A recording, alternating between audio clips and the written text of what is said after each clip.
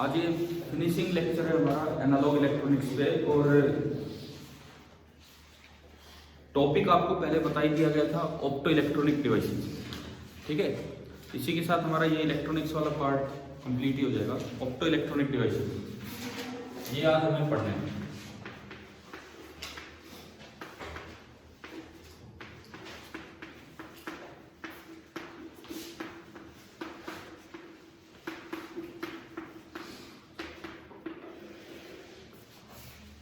Opto electronic devices,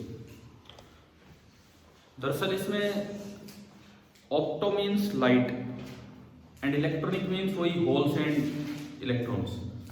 तो light को relate किया जाएगा कैरियर्स के साथ। लाइट को रिलेट किया जाएगा कैरियर्स के साथ। कभी लाइट डाल के कैरियर जनरेट करवाए जाएंगे, कभी कैरियर को मिला के रिकॉम्बिनेशन से लाइट जनरेट करवाई जाएगी। समझ रहे हो? कभी तो लाइट डाल के कैरियर जनरेट करवाए जाएंगे और कभी कैरियर्स का रिकॉम्बिनेशन करवा के लाइट रीजनरेट करेंगे। ये होते हैं आपके ऑप्टो इलेक्ट्रॉनिक डिवाइसेज। अब इसमें हमें 3 पढ़ने होते हैं। मैंने ये कहा भी था कि आज बुक साथ लेके बैठना। इसमें हमें 3 पढ़ने होते हैं और आपकी बुक में बड़ा क्लियरली ये 3 ही नाम लिखे हैं, photodiode, LED and then photovoltaic device. इसमें हमें पढ़ना है सोलर सेल। तो आज का जो काम है वो यही 3 टॉपिक हमें समझने हैं। पहला हम स्टार्ट करते हैं जिसको कि नाम दिया जाता है फोटोडायोड। एक एक करके 3 ही लेने हैं, photodiode, LED and then solar cell. ये 3 चीजें हमें समझनी है। तो जो पहला हमारा टॉपिक है that is photodiode.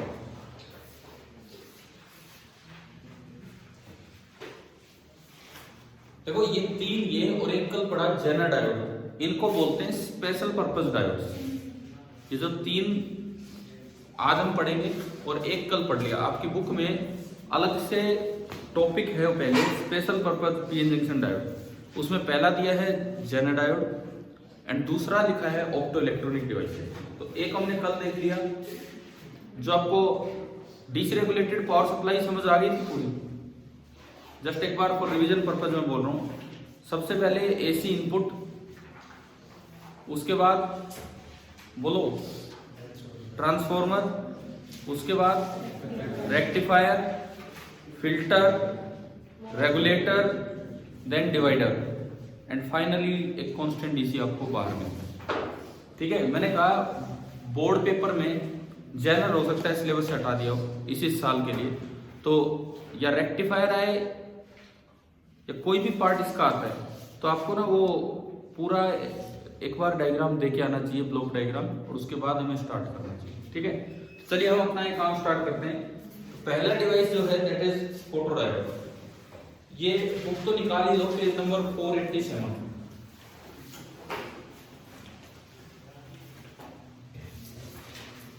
Page number 487 की किताब निकालिए।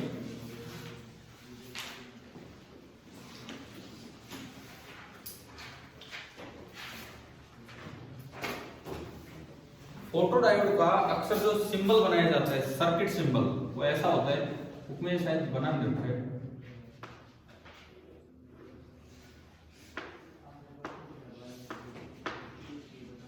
और इस पे लाइट के एरो दिखाए जाते हैं। ये सर्किट सिंबल होता है फोटोडायोड का। ये बना लो, सर्किट सिंबल फोटोडायोड का ये है।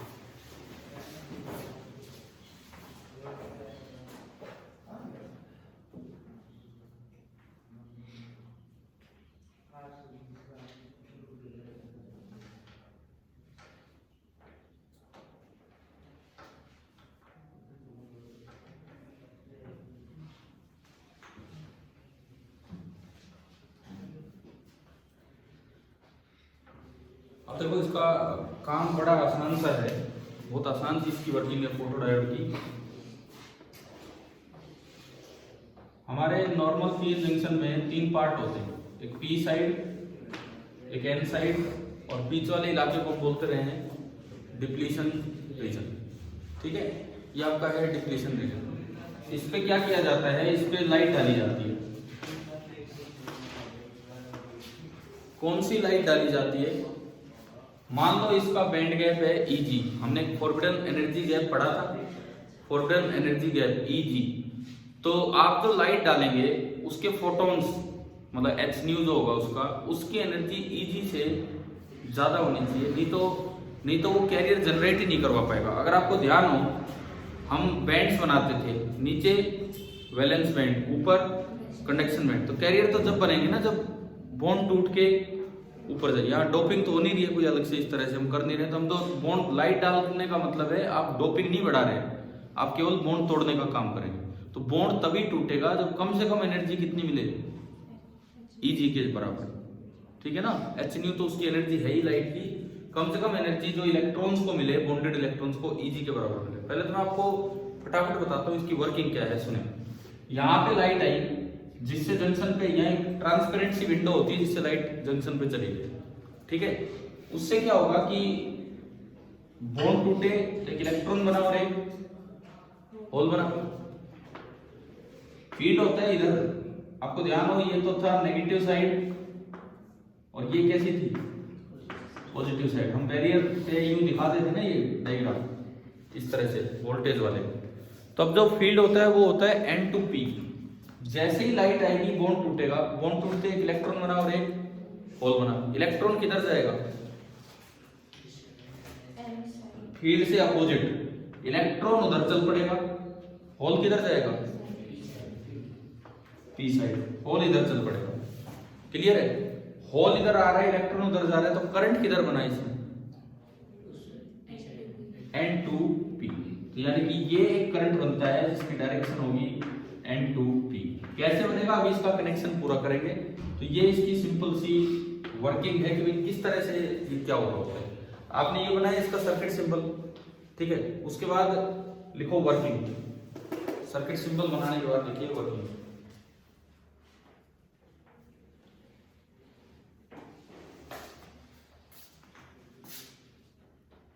When photons of energy, working में एक लाइन लिख लो, when photons of energy, energy के ब्रैकेट में लिखना h न्यू, फोटोन की एनर्जी h न्यू होती है। फोटोन्स ऑफ एनर्जी ब्रैकेट में h new greater than Eg, greater than इतना पूरा पूरा लिखते हो, उसके बाद ये सिंबल नहीं लगा सकते थे। ग्रेटर देन Eg, कोई नहीं अब लिख लिया तो falls on the junction, falls on the junction, या fall on the junction, the electron hole pairs are generated,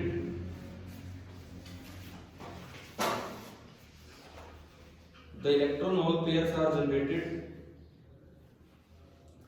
अब देखो इसमें पूछा जाए कि डायोड की फैब्रिकेशन, इसमें ये फोटो डायोड की फैब्रिकेशन में किस बात का ध्यान रखा जाता है। जैसे जेनेट डायोड में मैंने बताया था आपको, फैब्रिकेट करते समय एक बात का ध्यान रखा जाता है कि डोपिंग बहुत ही ज्यादा हो, हैवी हो, तभी जाके वो ब्रेकडाउन वाली बात बन पाएगी। यहाँ पे फैब्रिकेशन में बनावट जो दी जाएगी, इस बात का ध्यान रखा जाता है कि जो बॉन्ड टूटे इधर उधर ना टूटे। कहाँ टूटे, जंक्शन पे। देखो बॉन्ड तो कहीं भी टूट जाएगा, आपको लाइट डालोगे यहाँ टूटेगा यहाँ टूटेगा, लेकिन फील्ड कहाँ प्रेजेंट है, फील्ड कहाँ प्रेजेंट है जो उनको मूव करवाएगा, N2 मतलब जंक्शन प्लेयर पे। तो इसके बाद ये लिखो, fabrication is done, fabrication is done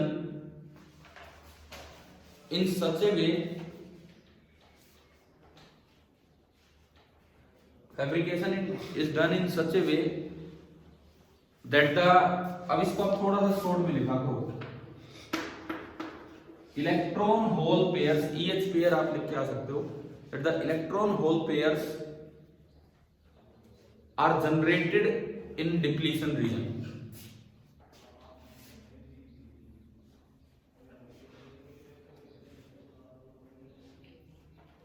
are generated in depletion region। अब क्या होगा सुनो, डिप्लीशन रीजन पे एक फील्ड प्रेजेंट है पहले से, ये बैरियर फील्ड, इसको हम EV से रिप्रेजेंट करते थे। तो अगर फील्ड नहीं होता तो फिर से रिकम्बाइन कर जाते, लेकिन फील्ड है तो फील्ड क्या करवा देगा, उन दोनों को सेपरेट कर देगा। अब लिखो, the electric field, the electric field bracket में ईबी लिख देना, ईबी मतलब आप समझ जाओगे बैरियर फील्ड है, separates the electrons and holes before they recombine, separates the electrons and holes before they recombine.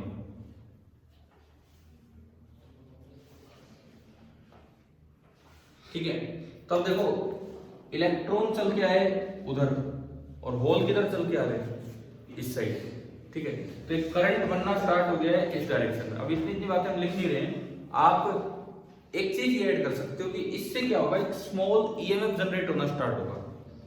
ये थोड़े से ही होते हैं, अभी सोलर सेल में पढ़ेंगे। देखो एक बात का ध्यान रखना, same principle same working solar cell की है, पर्पज अलग है, लेकिन वहां वोल्टेज ज्यादा जनरेट होती है, यहाँ वोल्टेज कम, ठीक है। यू लिख लो this gives rise to a small EMF, this gives rise to a small EMF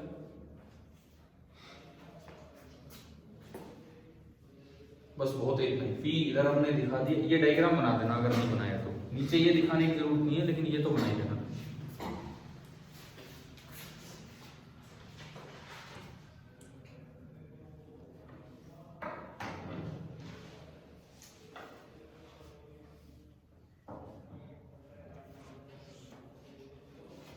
अब बात क्या आती है कि इसको यूज कैसे करना है, तो इसका काम क्या है। कोई लाइट आ रही है, आपको उसकी इंटेंसिटी देखनी है, तो इसका मैं यूज बताता हूँ कि भाई क्या है। ये फोटो डायोड एक डिटेक्टर के तौर पे यूज हो जाता है कि कोई लाइट आई है तो उसकी इंटेंसिटी कितनी है। आगे लिखो यूज, ये इसकी वर्किंग थी, किस तरह से ईएमएफ जनरेट हुआ, प्लस माइनस एक बार हम दिखा सकते हैं। इधर कैसा, इधर की तरफ कौन है, इलेक्ट्रॉन ना, सॉरी होल्स, तो इधर अभी पॉजिटिव बनने लगेगा थोड़ा सा ही, और इधर कैसा बनने लगा ये नेगेटिव। लेकिन अब इसका यूज देखेंगे किस तरह से काम कहीं पे आता है। यूज में लिखिए it is used as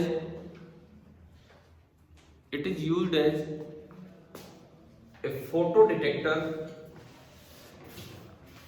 it is used as a photo detector to detect the intensity of incident light.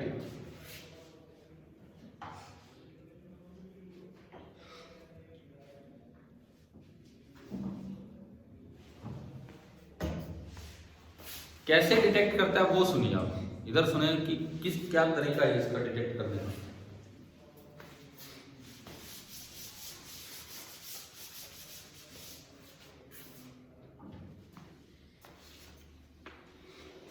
आपने कोई लाइट नहीं डाली, ये आई, सॉरी उल्टा बना दिया मैंने, ये V है और ये I है। आपने शुरू में कोई लाइट नहीं डाली, तो जो नॉर्मल डायोड का जो ग्राफ होता है ऐसा बनता है, ब्रेकडाउन में जाना ही नहीं है, वो तो जेनर डायोड है, ठीक है। अब मैंने थोड़ी लाइट डाल दी, तो आप एक चीज समझिए,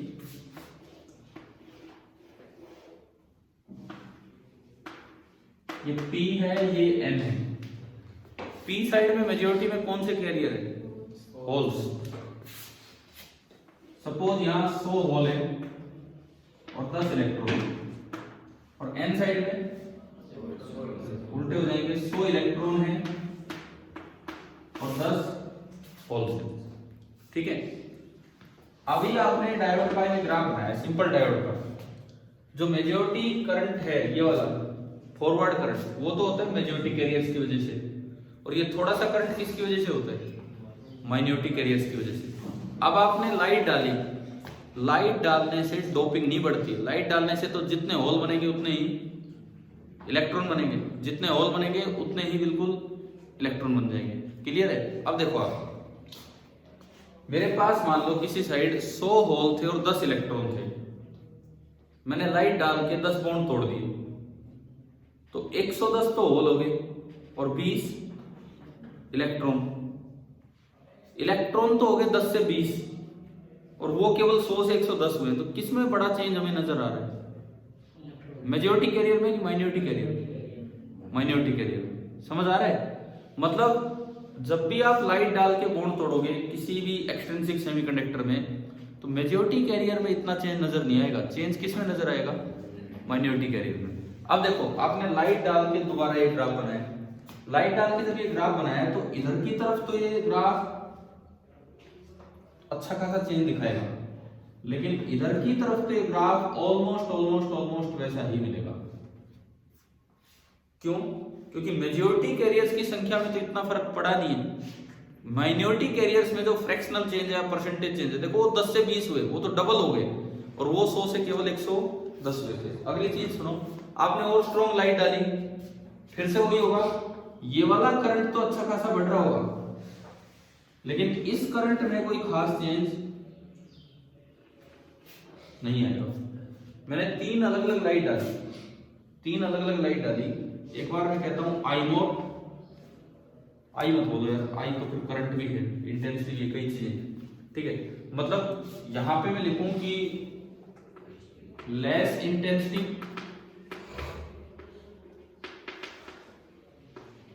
और यहां पे मैं लिखता हूं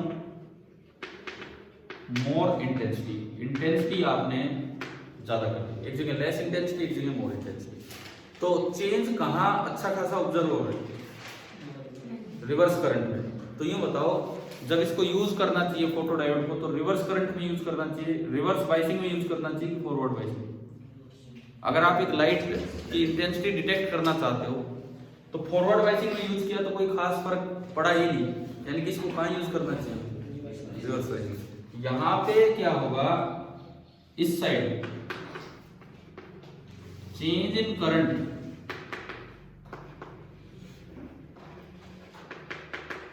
इज ऑब्जर्वेबल, और इस साइड चेंज इज इग्नोरेबल।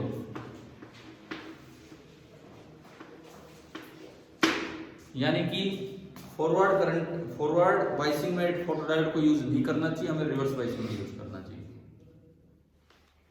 और इसका कारण ये है, ये जो चीज यहां लिखी है, इसका रीजन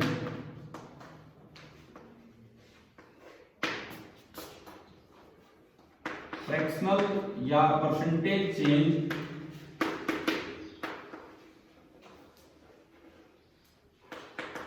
इन माइनॉरिटी कैरियर कंसंट्रेशन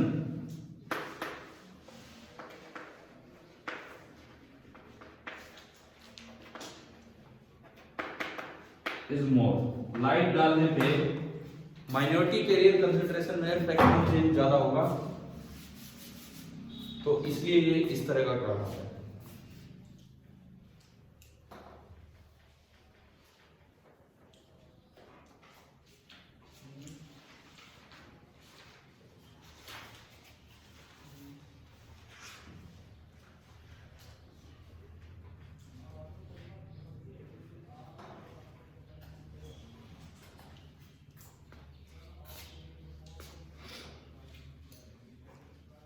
तो अगर फोटोडायोड की वीआई कैरेक्टरिस्टिक बनानी हो तो हम कौन से क्वाड्रेंट में दिखा के आएंगे?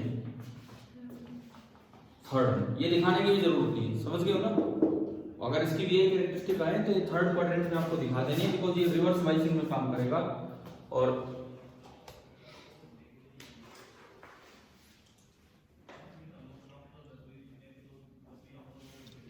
जो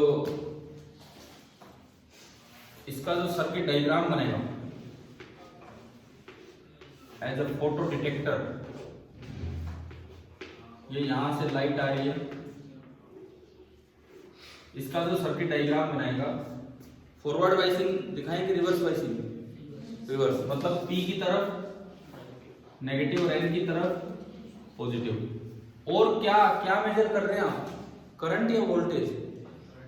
करंट। तो इसके लिए यहां पे एमीटर लगाना पड़ेगा, कौन सा, मिली या माइक्रो? जो रिवर्स बाइसिंग वाला करंट होता है वो किस रेंज का होता है? माइक्रो एम्पियर का। ये एक फोटो डिटेक्टर का काम कर रहा है इस समय। ये इसका सर्किट डायग्राम, ये इसका सर्किट डायग्राम है।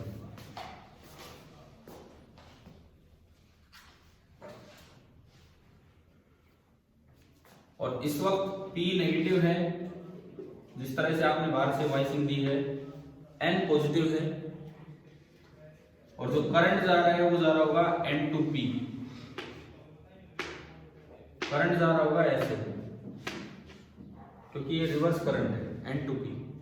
तो माइक्रो एमीटर इस तरह से लगेगा कि एमीटर में जो प्लस वाला टर्मिनल है वो इधर होगा और एमीटर का जो माइनस वाला टर्मिनल है वो इधर होगा, तभी तो करंट ऐसे जाएगा। और हमने एक दिन क्वाड्रेंट डिसाइड करना सीख लिया था। तो करंट देखो, करंट तो किधर से किधर जा रहा है N to P, N to P मतलब करंट नेगेटिव दिखाना है कि पॉजिटिव, नेगेटिव, तो नीचे। और वोल्टेज देखो जिस तरह से आपने दी है, वाइसिंग की है, P नेगेटिव N पॉजिटिव, तो वोल्टेज नेगेटिव या पॉजिटिव, नेगेटिव। इट मींस ये ग्राफ कौन से क्वाड्रेंट में आएगा, थर्ड क्वाड्रेंट। ठीक है। अच्छा, कभी अगर एग्जाम में मान लो VI कैरेक्टरिस्टिक की बजाय आपसे यूं पूछ ले, देखो हमें इसका एक ही एप्लीकेशन पढ़नी है, to detect the optical signals, मतलब ये वाली एप्लीकेशन। ठीक है। अगर कभी ये पूछ ले आपसे कि एक अलग तरह से ग्राफ, VI ग्राफ में इधर तो डाला गया है, मतलब ग्राफ में दिखाया गया है इंटेंसिटी ऑफ लाइट, ये एक्सिस तो लिया इंटेंसिटी ऑफ लाइट, और ये वाला एक्सिस ले लिया रिवर्स सैचुरेशन करंट, ये वाला एक्सिस आपका लिया रिवर्स सैचुरेशन करंट। अब ये कोई VI कैरेक्टरिस्टिक वाला ग्राफ नहीं है ना, इसमें क्वाड्रेंट का ध्यान रखना है। ये ग्राफ कैसा बनेगा, फोटोडायोड से रिलेटेड ये वाला ग्राफ हो जाए, देखो कैसा बनेगा, सुनो।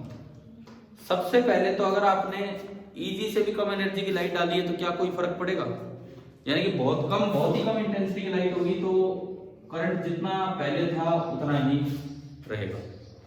ठीक है। इसको बोलते हैं डार्क करंट। ये तो ऐसा करंट है जैसा अंधेरा होता तब भी इतना ही फ्लो करता, दिस इज डार्क करंट। इसके बाद थोड़ी दूर तक करंट राइज करेगा, ऑलमोस्ट आप लिनियर दिखा सकते हो। इंटेंसिटी बढ़ा रहे हो तो देखो इंटेंसिटी बढ़ाई, रिवर्स सैचुरेशन करंट बढ़ा। ठीक है। लेकिन ऐसा नहीं कि वो बढ़ता ही जाएगा, फिर ये फिर से सैचुरेट हो जाता है और ये कांस्टेंट हो जाता है। इस तरह का ये ग्राफ है अगर ये पूछा जाए। फोटोडायोड हो गया है, इतना ही है। अब एक बार बुक पे नजर डालिए, ये लिखने के बाद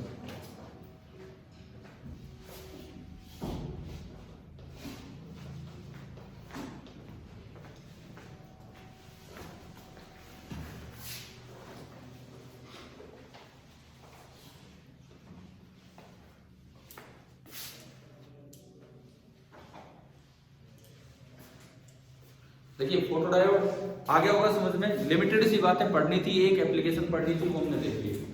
अब आप बुक में देखो, सबसे पहली बात, पहली लाइन क्या लिखी वो पढ़ते हैं, पहली ही लाइन।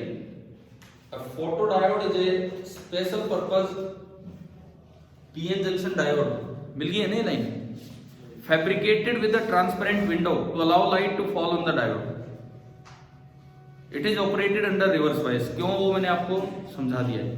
ठीक है। आप ये लाइन टू लाइन पढ़ोगे आपको एक एक चीज समझ में आ जाएगी। अब अगले पैराग्राफ पे चलो, नीचे है वो, it is easier to observe the change in current with change in light intensity if a reverse bias is applied. क्या ये बात हमने सीख ली अभी?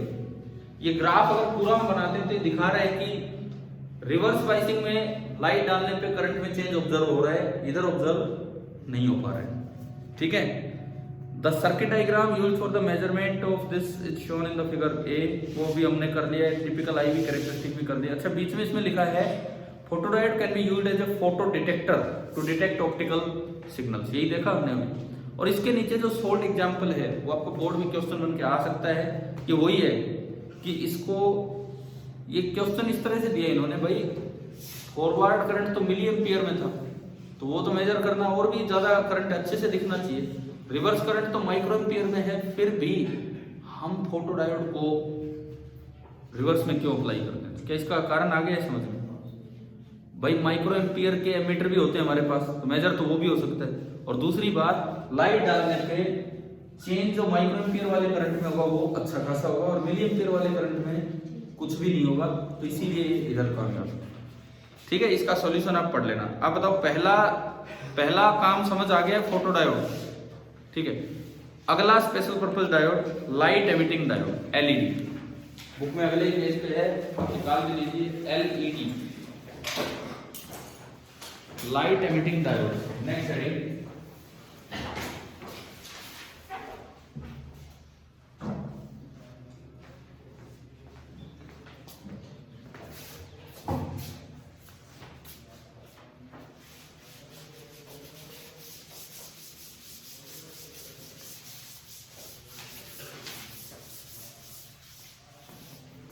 हम दूसरी डिवाइस पे भी चल रहे हैं, LED, light emitting diode.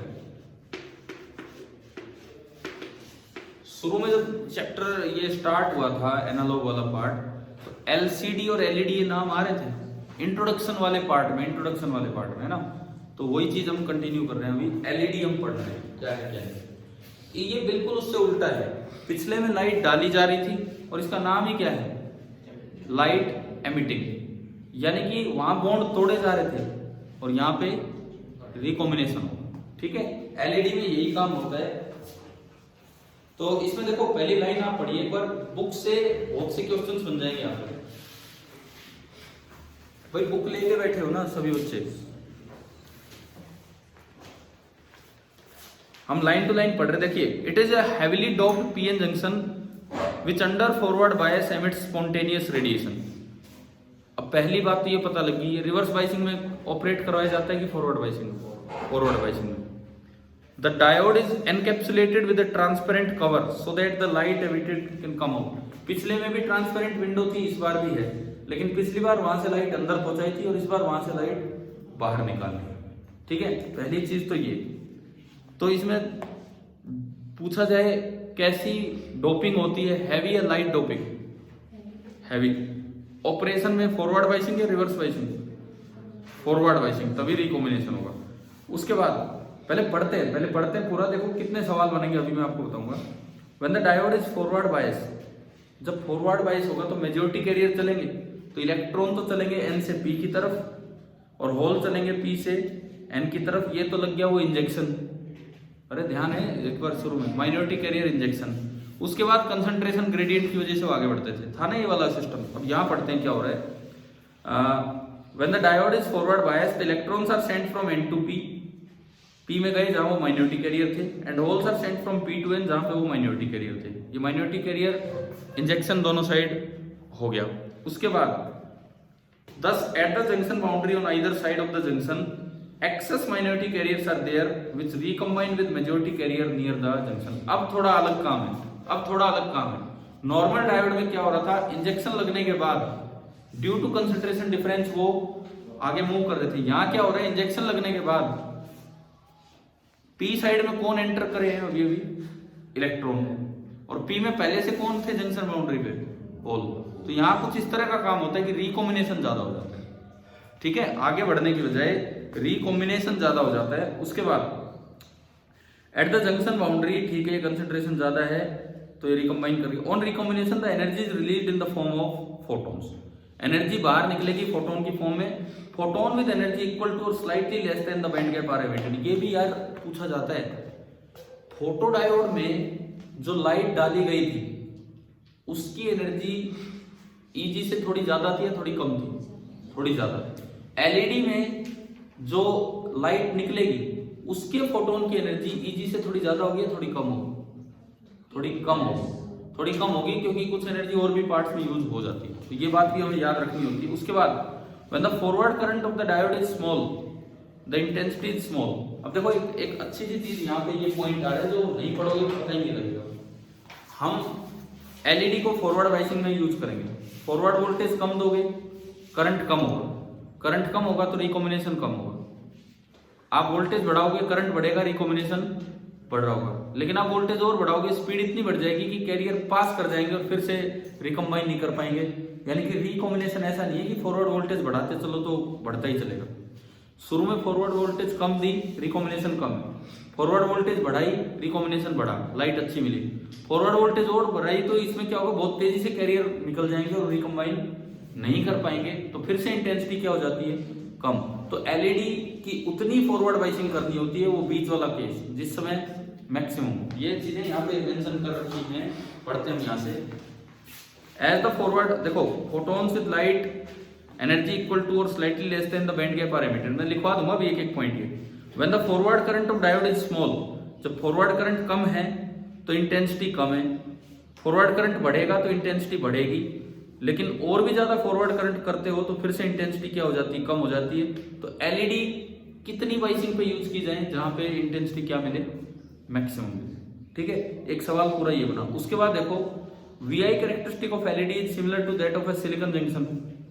Silicon junction की तरह, सिंपल डायोड की तरह फॉरवर्ड में आप दिखा दो। ठीक है, उसके बाद but the threshold voltage are much higher and slightly different for each colour. Simple silicon जो डायोड था उसमें थ्रेशोल्ड वोल्टेज, नी वोल्टेज कम होती है, इसमें थोड़ी ज्यादा होती है और अलग अलग कलर्स के लिए अलग अलग होती है। अगला point, reverse breakdown voltage LED की बहुत कम होती है, तो इसलिए उनको रिवर्स बाइसिंग में कभी भी यूज नहीं करते हैं, नहीं तो वो खराब हो जाएंगे। देखो एक एक लाइन, एक एक सवाल दे रही है जो हम लिखेंगे। उसके बाद कलर्स वाले पे आएंगे अभी। चलो हम स्टार्ट करते हैं, एलईडी हम स्टार्ट करते हैं। आपने हेडिंग डाल दी, सबसे पहले तो ये लिखो, इसको डिफाइन सा कर दो। It is a forward biased PN junction, it is a forward biased PN junction diode which emits light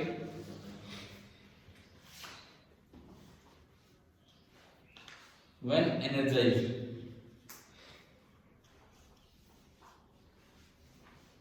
which emits light when energized। जब उनको एनर्जी दी जाती है तो वो लाइट को एमिट करेंगे। सर्किट डायग्राम इसका इस तरह से हम बना देते हैं। ये डायोड है, सिंपल डायोड, और उसकी करनी है फॉरवर्ड बाइसिंग।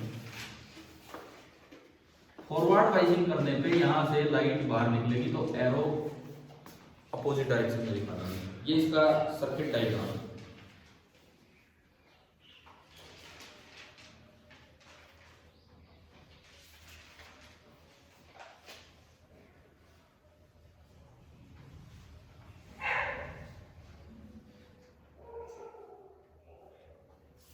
इसका जो प्रिंसिपल है,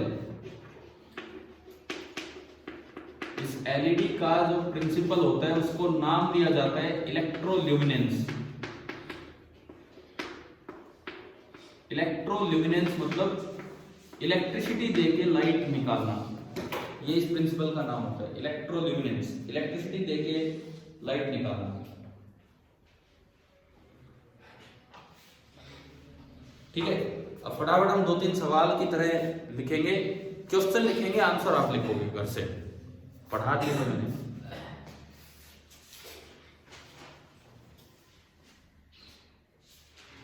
अच्छा, इसकी वर्किंग में पहले बता देता हूं आपको कि जो आपको लिखना है उसमें वर्किंग में पहला स्टेप तो सेम है, माइनॉरिटी कैरियर इंजेक्शन, लेकिन दूसरा स्टेप वो नहीं है कि कंसंट्रेशन डिफरेंस की वजह से आगे बढ़ेंगे। दूसरे स्टेप में क्या बताना है,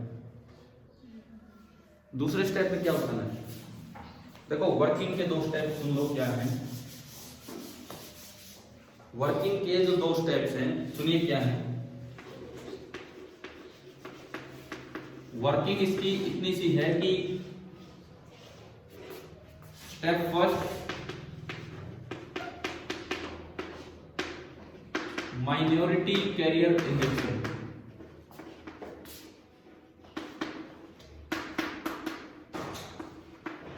पहला स्टेप है माइनॉरिटी कैरियर इंजेक्शन।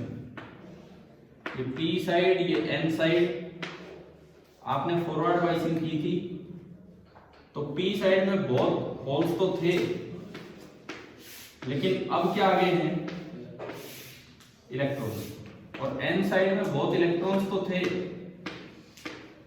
लेकिन अब जंक्शन बाउंड्री पे क्या आ गए, होल्स। तो ये जो बिल्कुल बाउंड्री पे दिखाए हैं ये तो है माइनॉरिटी कैरियर इंजेक्शन। और स्टेप सेकंड है रिकॉम्बिनेशन।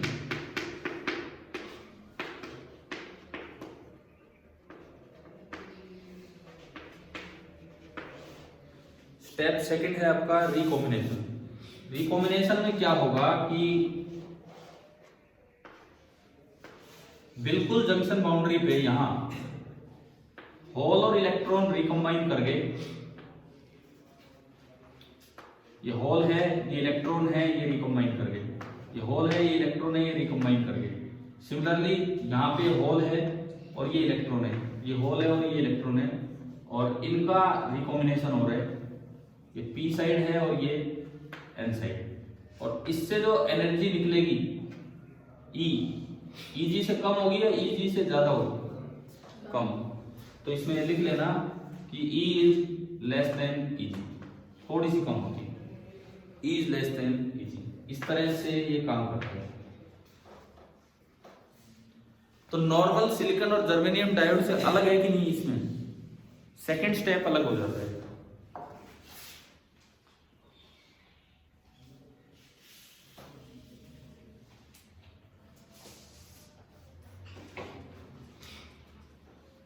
अगर आपको दोनों स्टेप्स में एक एक लाइन लिखनी हो ना, आप लिख लेना। एनसीईआरटी बुक में से मैंने अभी आपको पढ़ाया, क्योंकि एग्जाम में कहीं आए तो एक्सप्लेन भी करना आना सीख रहा होता है ना, इनमें ऐड कर लेना अपनी लाइन में। उसके बाद एक सवाल लिखो, एक क्वेश्चन की तरह लिखिए आप।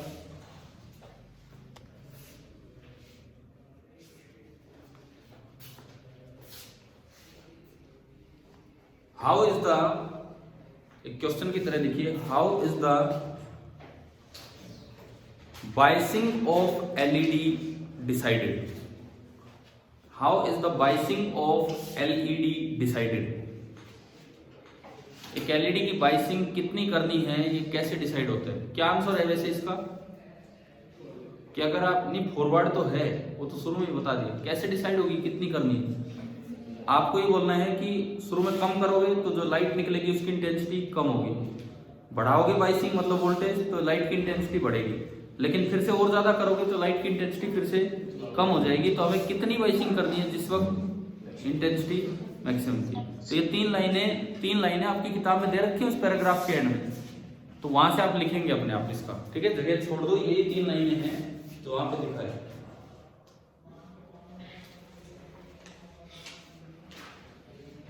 ठीक है, अगला सवाल, what is the difference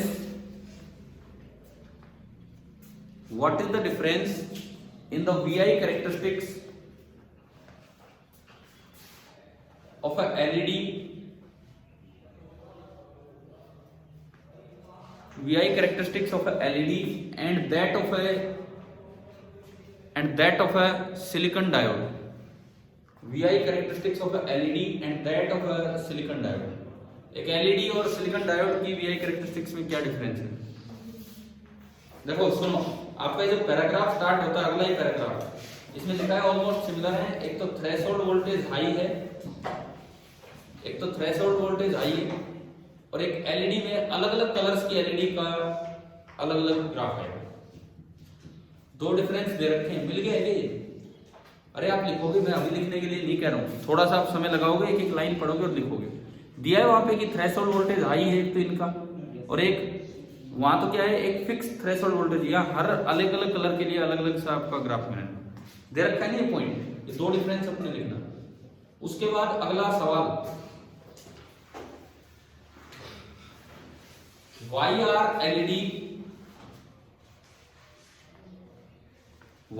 LEDs not operated in reverse biasing?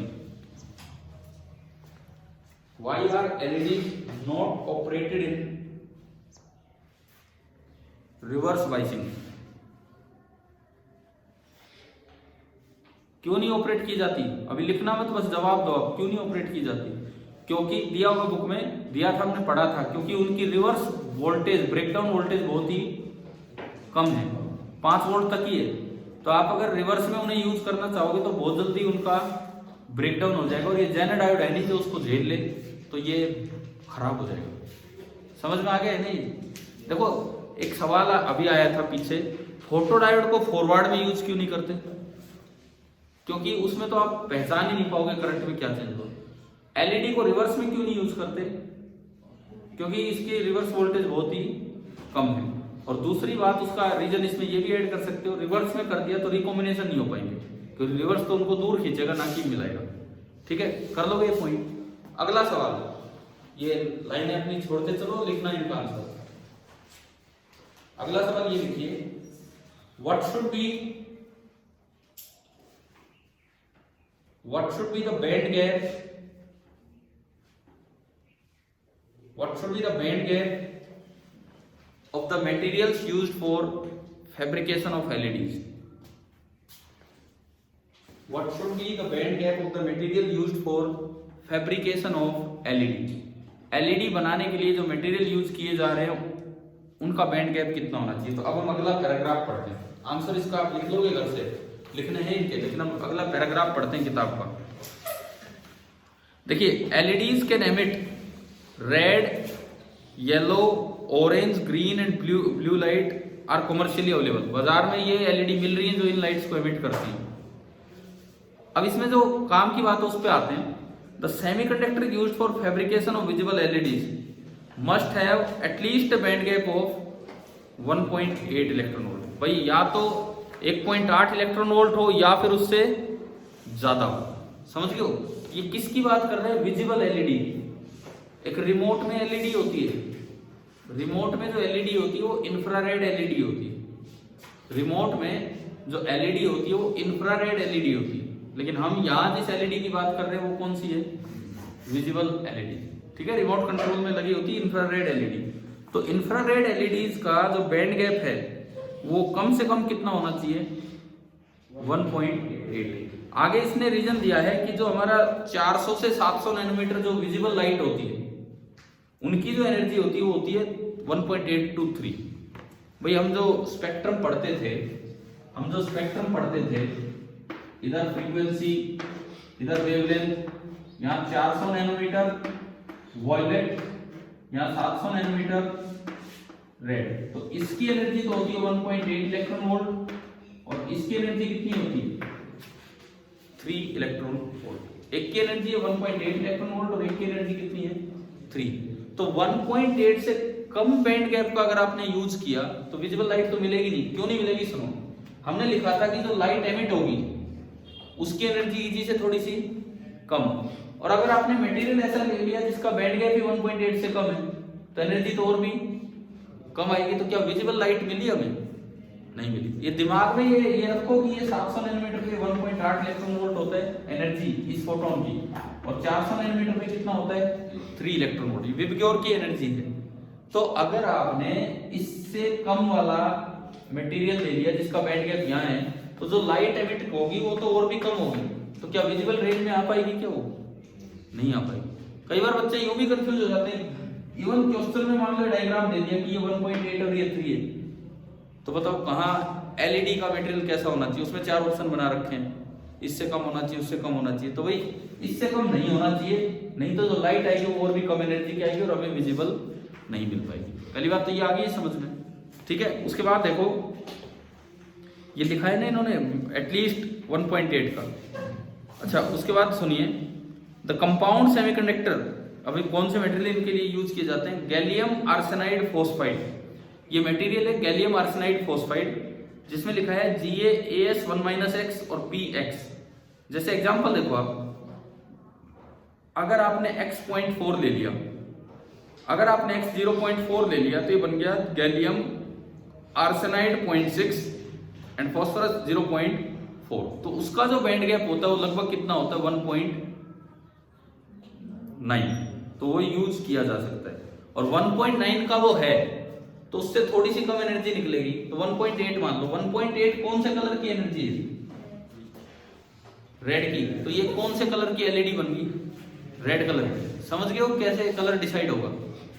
समझ गए हो ना कैसे कलर डिसाइड होगा? सपोज यूं आ जाए, यहां आ जाए कि भाई ऐसा मटेरियल लिया जिसकी बैंड गैप है 3.1,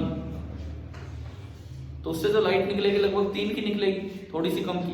तो वो कौन सी कलर की LED हो जाएगी? वॉयलेट बोलो या उसे ब्लू भी बोल सकते हैं, क्योंकि वॉयलेट के ज्यादा हमें ब्लू नजर आता है वहां पे। ठीक हो, तो ऑप्शन पे डिपेंड करेगा। तो आपको ये समझ आ गया कि कैसे डिसाइड किया रेड LED बनाने का मटेरियल। ठीक है, उसके बाद ये आपको ये जो बातें है ना इस सवाल के जवाब में लिखनी है।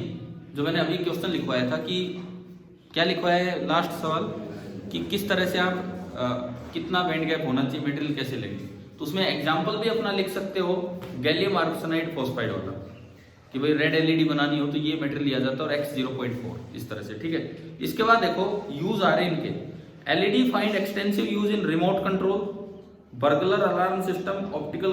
अब मैंने कहा कि ये खाली अच्छा इंफ्रारेड एलईडी लिखा है ना इसके ऊपर, गैलियम आर्सेनाइड, ये एक लाइन भूल गए थे हम। गैलियम आर्सेनाइड जो मटेरियल है उसका ईजी कितना होता है 1.4। अब देखो 1.4 कहां गया, 1.4 तो इस रेंज में आ गया इधर, यहाँ कौन सा रीजन होता है रेड से इधर इंफ्रारेड, तो 1.4 ईजी है तो 1.3 के आसपास की लाइट निकलेगी और वो इंफ्रारेड एलईडी है और वो रिमोट कंट्रोल में यूज होती है।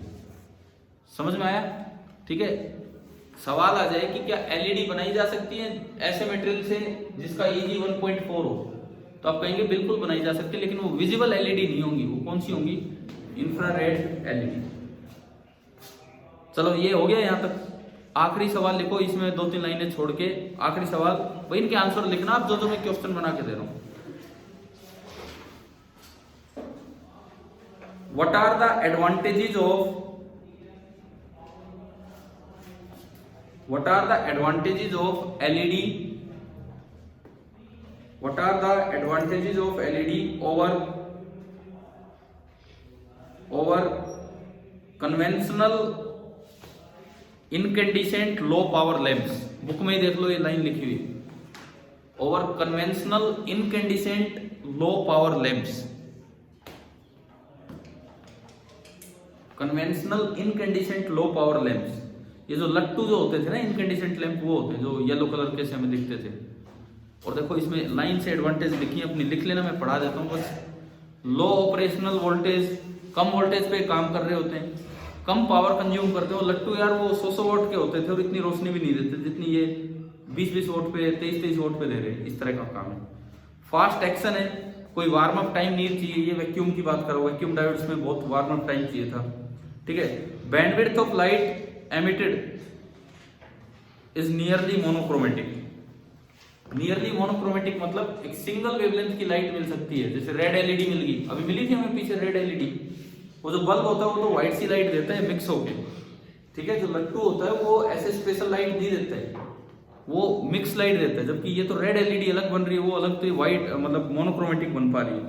लॉन्ग लाइफ है, रगनेस मतलब खराब नहीं होते जल्दी से। Fast on off switching capability, ये चश्बुच जैसी चीजें भी इनमें की जा सकती हैं। आपका बल्ब है, लट्टू जो था, अगर कभी लाइट फ्लक्चुएट करती तो वो फ्यूज हो जाते थे वो पहले, ठीक है। लेकिन इनमें ऐसा कुछ नहीं होता है। तो ये कुछ एडवांटेजेस आप लिख लेंगे अपनी किताब से।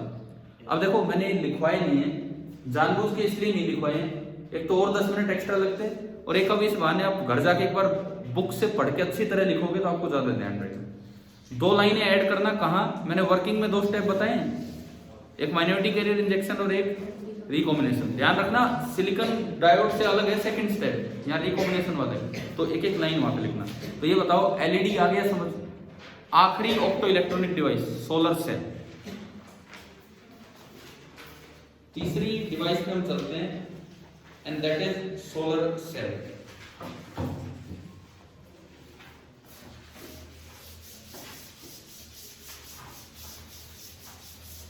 और आगे से ना अब ये ईएम स्पेक्ट्रम वाला डायग्राम याद हो जाना चाहिए। 1.823 आगे जाओगे, लैम्बडा तो 700 से 400 जा रहा है, 700 नैनोमीटर से 400 नैनोमीटर, लेकिन energy 1.8 electron volt to 3 electron volt, ठीक है। याद इतना सा करना है। रेड एलईडी चाहिए तो ईजी लो 1.9 के आसपास, इंफ्रारेड एलईडी चाहिए तो 1.4 के आसपास। एक एक एग्जांपल याद कर लो, गैलियम आर्सेनाइड इंफ्रारेड वाला और गैलियम आर्सेनाइड फॉस्फाइड P.4 है, AS.6, तो वो आपका 1.9 वाला, ठीक है। चलिए हम आगे। अच्छा 2 चीजें यहां तक जो भूल जाते कई बार बातें, फोटोडायोड में जो लाइट डाली जाती है बॉन्ड तोड़ने के लिए, उसकी एनर्जी ईजी से थोड़ी सी ज्यादा होनी चाहिए। एलईडी में जो लाइट एमिट होती है बॉन्ड बनने के बाद, उनकी एनर्जी ईजी से थोड़ी सी कम होती है। ये पॉइंट्स याद रखना आपने, ठीक है। उसके बाद आता है आखिरी डिवाइस हमारा इस चैप्टर का, दैट इज सोलर सेल। अब देखो सोलर सेल और फोटोडायोड में कोई खास फर्क नहीं है। लेकिन फोटो डायोड में क्या था, जो ईएमएफ जनरेट करवाया था वो हमने यूज नहीं किया, हमने तो अलग से उसकी रिवर्स बाइसिंग कर दी थी। फोटो डायोड में अलग से रिवर्स बाइसिंग की थी। सोलर सेल में भी ऐसे लाइट डाल के बॉन्ड तोड़वाएंगे, लेकिन यहाँ ईएमएफ ज्यादा जनरेट करवाएंगे, यहाँ ईएमएफ ज्यादा जनरेट करवाएंगे ताकि अलग से सेल ना लगाना पड़े और ये खुद ही सेल किसका काम करे, एक बैटरी का, जो बाहर किसी रजिस्टर में करंट फ्लो करेगा। ये बातें सुनो आप ध्यान से। अगर पूछा जाए, सवाल आ जाए कि इनमें से किन का वर्किंग प्रिंसिपल सेम है, यही तीन चीज दे रखी है और इनके कॉम्बिनेशन बना दिए जाएंगे, सोलर सेल एंड एलईडी। अब वर्किंग प्रिंसिपल किसके सेम है ये पूछा है, solar cell and LED, solar cell and photo diode and LED and none of this. Solar cell and photo diode दोनों का वर्किंग प्रिंसिपल क्या होता है, बिल्कुल सेम। फर्क क्या है, फोटो डायोड में जंक्शन छोटा रखा जाता है, सोलर सेल की फैब्रिकेशन इस तरह की जाती है कि जंक्शन एरिया क्या हो जाए, बड़ा हो जाए। जंक्शन एरिया अगर बड़ा होगा तो ज्यादा बॉन्ड टूटेंगे जंक्शन में, ज्यादा बॉन्ड टूटेंगे तो जो ईएमएफ जनरेट हुआ तो फोटो डायोड में भी था, हमने उसका यूज नहीं किया, हमने तो बाहर से बैटरी लगाई थी, तो ईएमएफ ज्यादा जनरेट हो ताकि अपने आप ही एक सेल का काम करने लगे और बाहर रजिस्टर में करंट फ्लो करवाए। समझ आ गया क्या क्या फर्क है क्या नहीं। ठीक है, देखिए पढ़ते हैं यहाँ से। Solar cell is basically a PN junction. एक बार देखते हैं यहाँ से line to line reading. A solar cell is basically a PN junction which generates EMF when solar radiations fall on PN junction। क्या ऐसा ही प्रिंसिपल उसमें नहीं था, बिल्कुल same. It works on the same principle photovoltaic effect as the photodiode। अच्छा, इस principal को नाम डाल देते हैं फोटोवोल्टेइक इफेक्ट। जैसे हमने एक नाम दिया था फोटो इलेक्ट्रोल्यूमिनेंस, ऐसे इस प्रिंसिपल को नाम दे देते हैं फोटोवोल्टेइक इफेक्ट, जो कि फोटो डायोड का भी था, इसका भी। Except that no external bias is applied. Photo diode में तो हमने उसका यूज नहीं किया और एक्सटर्नल वोल्टेज लगाया था, यहाँ पे कोई एक्सटर्नल वोल्टेज नहीं लगाएंगे। And junction area is kept much larger for solar radiation to be incident because we are interested in more power. पहला सवाल ही लिख दो यहाँ पे, सोलर सेल आपने हेडिंग डाली है। पहला question, what is the similarity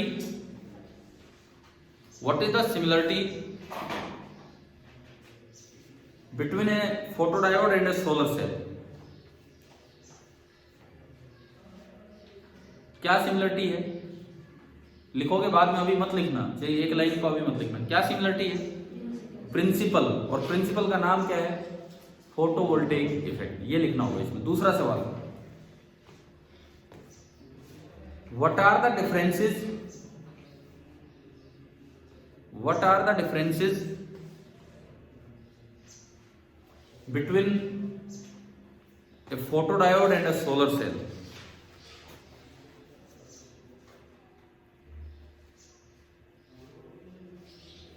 देखो दो डिफरेंस दिए गए हैं, दो डिफरेंस मैं बताता हूं, मैं लिखवा नहीं रहा हूं, आप लिखोगे बाद में ताकि बुक से एक बार रिवाइज करो। दो डिफरेंस दिए गए। पहला डिफरेंस, फोटो डायोड में एक्सटर्नल बाइसिंग करनी पड़ती है, वोल्टेज लगानी पड़ती है, सोलर सेल में कोई एक्सटर्नल बाइसिंग नहीं हो पाएगी, नहीं करेंगे। दूसरा डिफरेंस, फोटो डायोड में जंक्शन एरिया छोटा था और सोलर सेल में जंक्शन एरिया बढ़ा लिया जाएगा ताकि ज्यादा पावर जनरेट हो। लिख लोगे ये दो बाद में, समझ में आ रहा है ना। एक बार बुक रिवाइज करोगे तो सारी चीजें लिखी जाएंगी आपकी। अच्छा, उसके बाद देखो पहला पैराग्राफ हो गया। अगली चीज है, अब ये पीएन जंक्शन दिखा रहा है यहाँ पे सोलर सेल में किस तरह से काम करता है। तो देखिए इन्होंने ऊपर एन बनाया है, नीचे पी, और नीचे पूरा मेटल का कॉन्टेक्ट है जिसको बोल दिया बैक कॉन्टेक्ट। ऊपर मेटल का पूरा नहीं भरा, आप बुक में डायग्राम देखो, नीचे मेटल पूरा लगाया हुआ है, ऊपर मेटल पूरा नहीं, ऊपर त्रिशूल सा बना रखा है। फिंगर मेटल इलेक्ट्रोड बोलते हैं उसे, फिंगर मेटल इलेक्ट्रोड। देखो इस तरह का अरेंजमेंट है, इस तरह का अरेंजमेंट है। इन्होंने नीचे कौन सा लिया है, पी, कोई सा भी ले सकते हो, ऊपर एन। अब इसके नीचे पूरे में इलेक्ट्रोड बना रखा है, इसके नीचे पूरे में इलेक्ट्रोड बना रखा है मेटल का, क्योंकि यहाँ लाइट नहीं डालनी। ऊपर मेटल का भर देंगे तो लाइट कहां से डालेंगे। एक तो यूं देखो, यूं रखने का फायदा क्या हुआ, जंक्शन का एरिया बहुत ही बड़ा होगा। अगर मैं डायोड वैसे बनाता, फोटो डायोड की तरह बनाता, तो बीच में जंक्शन एरिया बहुत ही छोटा था, अब जंक्शन एरिया बहुत ही बड़ा होगा। ठीक है, और यहाँ पे गैप छोड़ा जाता है, चाहे तो आप वो त्रिशूल सा इलेक्ट्रोड बना दो, मैं तो बस ये बना के दिखा रहा हूँ कि भाई ये इलेक्ट्रोड एक साइड में, और काफी गैप है, ठीक है, आप रिंग टाइप भी बना सकते हो। रिंग टाइप कैसा, बाहर बाहर बना दिया मेटल और बीच में खाली जगह। ये त्रिशूल टाइप भी बना सकते हो कि बीच में खाली जगह है। अब जब आप लाइट डालोगे तो वो जंक्शन तक पहुंच जाएगी और उसके लिए अभी बताएंगे, उसके लिए ऊपर वाले का साइज थोड़ा सा छोटा दिया जाता है, ऊपर एल लो सी लो, और नीचे वाले का साइज थोड़ा सा बढ़ा दिया जाता है। हो सकता है बुक में इस बात पे ध्यान ना दिया गया, ठीक है, शायद बराबर साइज दिखा रखे इन्होंने, बराबर साइज, छोटे बड़े दिखा रखे हैं,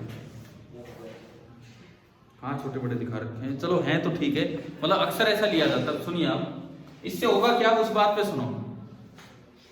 अगला जो पैराग्राफ है ना वो फैब्रिकेशन के बारे में। देखिए अगला पैराग्राफ सुनो। A P silicon wafer of about 300 micrometer is taken over which a thin layer of N silicon is grown. हाँ लिख रखा है इन्होंने, थिन लेयर बनाई जाती है। ऊपर वाली लेयर जो लेंगे वो कैसी होगी, थिन होगी। ये जो है ये लेयर, ये तो थिन होगी, और ये लेयर कैसी होगी, ठीक होगी, ताकि लाइट जंक्शन तक पहुंचे, ये चीज, ठीक है। उसके बाद the other side of P silicon is coated with a metal contact. इसे बैक कॉन्टेक्ट नाम दे रहे हैं, बैक कॉन्टेक्ट। ये बैक कॉन्टेक्ट है नीचे, ठीक है, ये तो मेटल कॉन्टेक्ट बना दिया। On the top of N layer metal finger electrode और metallic grid is deposited. This acts as a front contact. ये भी ध्यान रखना, इसको नाम दिया जाता है फ्रंट कॉन्टेक्ट, इसको नाम दिया जाता है फ्रंट कॉन्टेक्ट, और इसको नाम दिया जाता है क्या, बैक कॉन्टेक्ट। एक फ्रंट कॉन्टेक्ट है और एक बैक कॉन्टेक्ट है। उसके बाद this acts as a front contact. The metallic grid occupies only a very small fraction of cell area, less than 15%।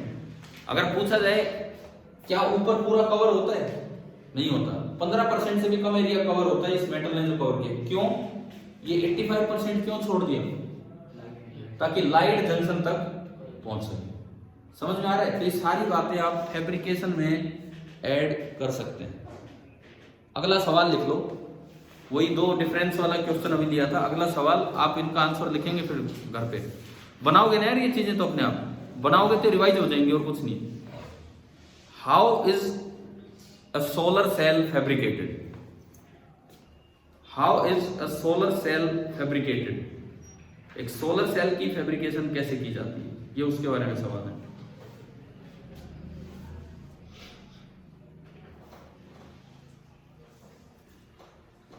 ठीक है, उसके बाद अगला क्वेश्चन आप लिखिए। ये फैब्रिकेशन आप कर लेना भाई, थिन ये देख लेना, बुक से बनाना, अपने आप आएगा समझ आपको ना। अगली चीज देखो, आपको फायदा है अगर आप खुद लिखोगे घर जाके, तो या तो घर पे बैठे हो अपने आप लिखेंगे तो उसी में फायदा है। अगली चीज सुनिए, एक्सप्लेन द वर्किंग ऑफ, ये है सबसे मेन क्वेश्चन यहां का। Explain the working of a solar cell by 3 basic processes.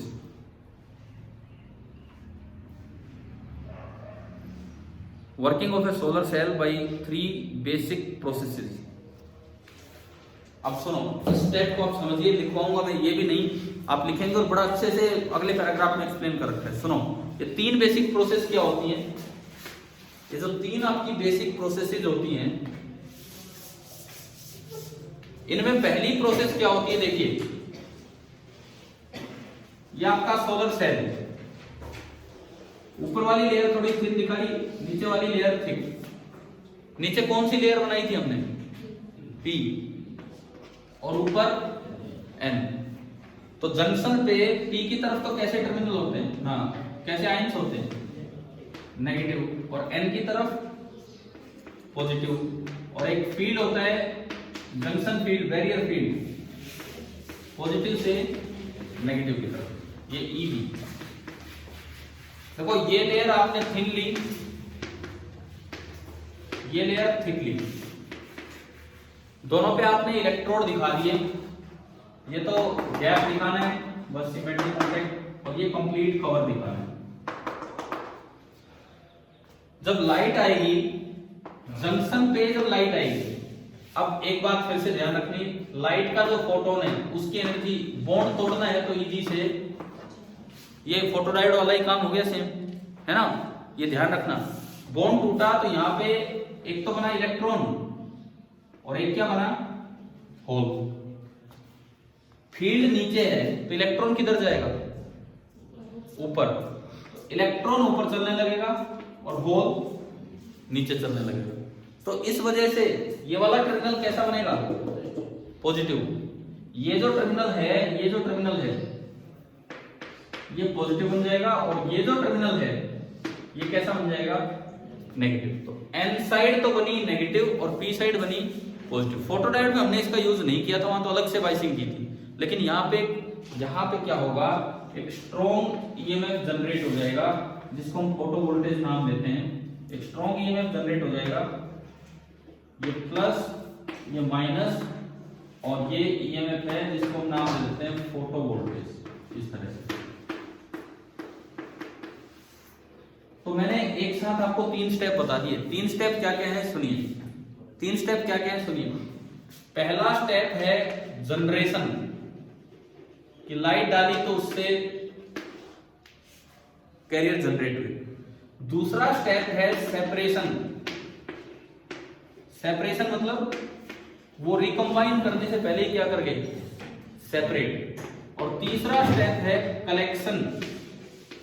दोनों तरह के कैरियर, नेगेटिव कैरियर उधर कलेक्ट हो गए और पॉजिटिव कैरियर इधर कलेक्ट हो गए, तो ये है आपका कलेक्शन। तो इस आंसर में तो ये लिख ले जाओ, बना लो इसके आंसर में जो अभी जो मैंने बताया, और फिर वो पैराग्राफ पढ़ के तीनों स्टेप अगर आप पढ़ना चाहो तो वहां से पढ़ सकते हो, क्या है बना लो इसमें। तो ये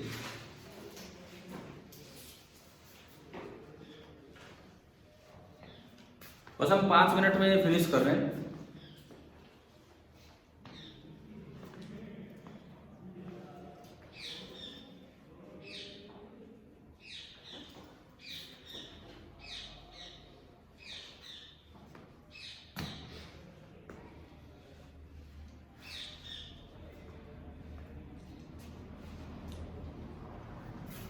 चाहो तो इसके साथ कोई लोड लगा देना, क्योंकि बाद में जैसे वर्किंग भी देखेंगे तो ये कोई लोड है RL जो आपने इसके साथ कनेक्ट किया है।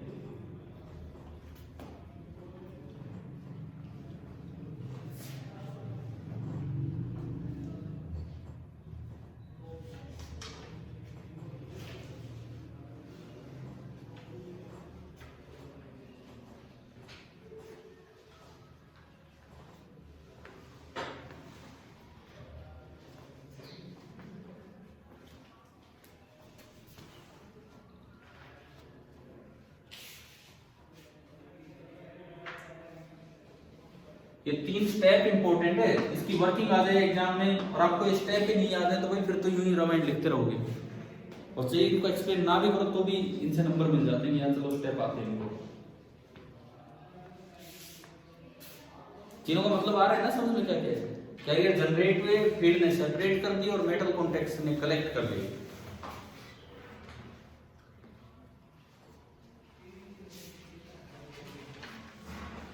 ये यहाँ पे जो ईएमएफ जनरेट हुआ है वो एक सेल की तरह काम करने लगे और आगे जाके हमने एक लोड कनेक्ट कर दिया उसमें, ठीक है।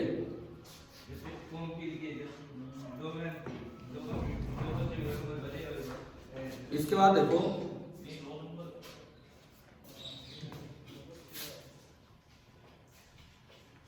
अगला सवाल, ये मैंने बता दिया आपको आंसर, चाहो तो एक आधी लाइन एक्सप्लेन कर सकते हो। जितना इंपॉर्टेंट ये सवाल है उतना इंपॉर्टेंट अगला क्वेश्चन है सोलर सेल का। नेक्स्ट क्वेश्चन लिखिए, draw the VI characteristics of solar cell.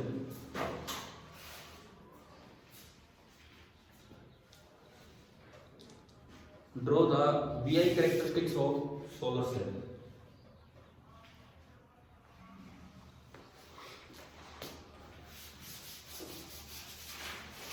देखो ये बड़ा इंपॉर्टेंट सा काम है क्योंकि इनमें क्वाड्रेंट का बड़ा ध्यान रखना पड़ता है। एक बार इधर देखो VI characteristics of solar cell कैसे बनेगा। देखिए सबसे पहली बात N की तरफ कैसा है, और P की तरफ positive. N negative P positive कौन से क्वाड्रेंट में होता है? First means sorry voltage positive लेनी है कि नेगेटिव? पॉजिटिव। वो फर्स्ट भी हो सकता है या फोर्थ भी हो सकता है। तो इससे हमें ये पता लगा N नेगेटिव है P पॉजिटिव है तो वोल्टेज तो पॉजिटिव साइड है। अब मैं करंट की बात करूं, करंट हमें देखना होता है डायोड के अंदर। ये देखो ये सेल है, सेल में करंट कहां से निकलता है? कोई बैटरी कोई सेल आपने कनेक्ट किया उसमें करंट कहां से निकलता है? पॉजिटिव से, है ना? पता है ना ये तो करंट यूं चलेगा, ये करंट यूं चलेगा, ये करंट यूं आया यूं आया यूं आया। हमें इनसे मतलब नहीं, हमें डायोड से मतलब है। डायोड में किधर से किधर जा रहा है करंट? डायोड में किधर से किधर गया? N to P। तो ये कौन सा नेगेटिव करंट या positive? Negative. P to N current को पॉजिटिव। यार बहुत पहले हमने कन्वेंशन पढ़ लिए थे 2-3 दिन पहले, वही तो यूज होना है यहाँ पे। N to P अगर करंट है तो वो नेगेटिव माना जाएगा कि पॉजिटिव? नेगेटिव। यानी कि करंट हो गया नेगेटिव, तो वोल्टेज पॉजिटिव करंट नेगेटिव कौन से क्वाड्रेंट में गएगा? फोर्थ। क्या ये बात सभी को क्लियर है क्यों फोर्थ क्वाड्रेंट में गया? ठीक है। और भाई कारण ये है ये लोड नहीं है। अभी तक पीछे जितने आपने डायोड बढ़े सब में बाहर से बैटरी लगाते थे, वो सोर्स होती थी और ये लोड होता था। यहाँ पे ये खुद ही किसका काम कर रहा है? सोर्स का। ये लोड नहीं, इसलिए ग्राफ फोर्थ क्वाड्रेंट में जा पा रहा है। ठीक है। और ये ग्राफ की शेप कुछ ऐसी होती है। कारण समझ में आ गया ये फोर्थ क्वाड्रेंट में क्यों है? ठीक है। तो ये इसकी वीआई कैरेक्टरिस्टिक से बना दो। ये भी इस पॉइंट को बोलते हैं वोल्टेज ओपन सर्किट और इस पॉइंट को बोलते हैं current short circuit, SC, ISC VOC।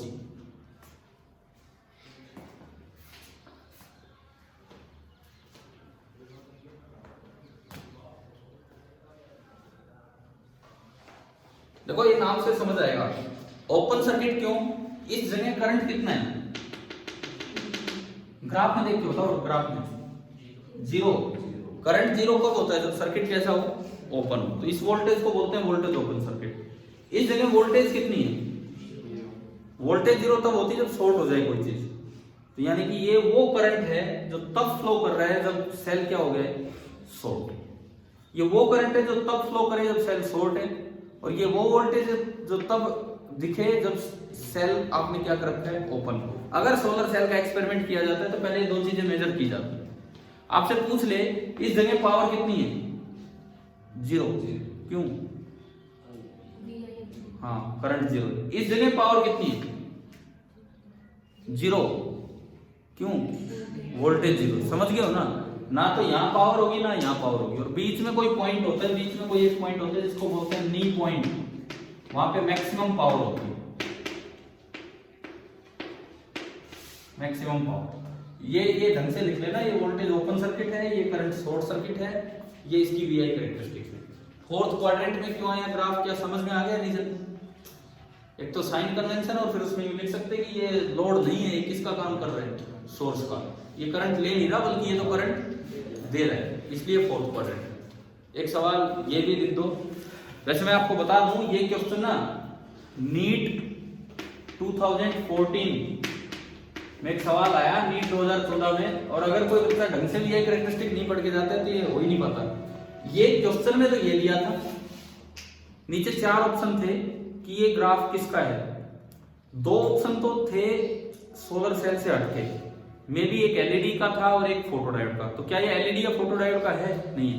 2 option थे जिनमें सोलर सेल ही था, लेकिन उनमें इनका नाम सही नहीं लिखा था। एक में सही लिखा था और एक में सही नहीं लिखा था। तो समझ आ गया? नीट 2014 का ये सवाल है, और अगर बच्चे ढंग से टॉपिक नहीं पढ़ के जाते हैं ना तो ये हो ही नहीं पाएगा वहां पे कि कैसे क्या है। क्वाड्रेंट ही डिसाइड नहीं हो पाता है कौन सा है कौन सा नहीं। क्लियर है ये चीज? इसमें अगला सवाल आप ये लिख दो कि why are the VI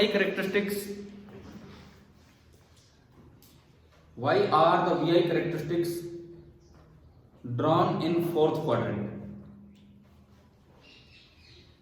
Drawn in fourth quadrant for a solar cell. लिख लोगे अपने आप इसका जवाब?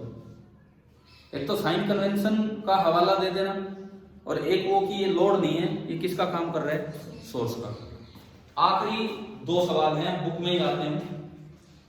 एक तो क्राइटेरिया क्या लिया जाए मटेरियल सेलेक्ट करने के लिए कि भाई कैसे मटेरियल से आप सोलर सेल बनाओगे। तो देखो किताब में दिया हुआ है ये इंपॉर्टेंट क्राइटेरिया। अच्छा, फैब्रिकेशन से रिलेटेड ये बात दी है कि उनका बैंड गैप लगभग कितना लेना होता है 1.5। क्राइटेरिया देखो नीचे दे रखा है, एक तो बैंड गैप 1 से लेके 1.8 इलेक्ट्रॉन वोल्ट तक हो, एक तो बैंड गैप 1 से 1.8 तक हो। क्यों ऐसा ही क्यों लेते हैं? विजिबल लाइट का तो बैंड गैप है ही नहीं, फिर ऐसा क्यों लेते हैं? इसका कारण बता देता हूं, सुनिए।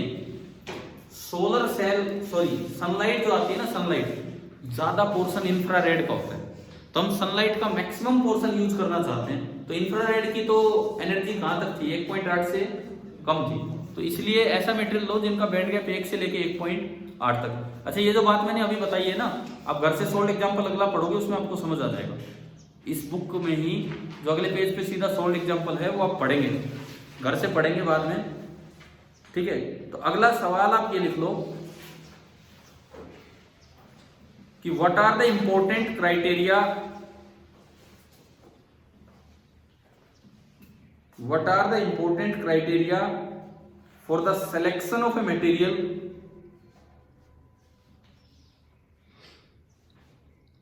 for solar cell fabrication? Important criteria for the selection of a material for solar cell fabrication। और इसमें 5 क्राइटेरिया दे रखे हैं, आप पढ़ोगे आसान आसान बातें, कॉस्ट कम हो ये कम हो, लिख लोगे वहां से, पॉइंट बना बना के 5 दे रखे हैं, ठीक है। और आखिरी सवाल, ये 5 पॉइंट लिखना, 1 2 3 4 5, आखिरी सवाल what are the uses of solar cell. आखिरी सवाल what are the uses of solar cell. और ये भी इन्होंने बिल्कुल लास्ट की 2-3 लाइनों में यूज बताए। तो भाई अब आप ये बताओ, क्या ये तीनों ऑप्टो इलेक्ट्रॉनिक डिवाइसेज समझ आ गए हैं सभी को?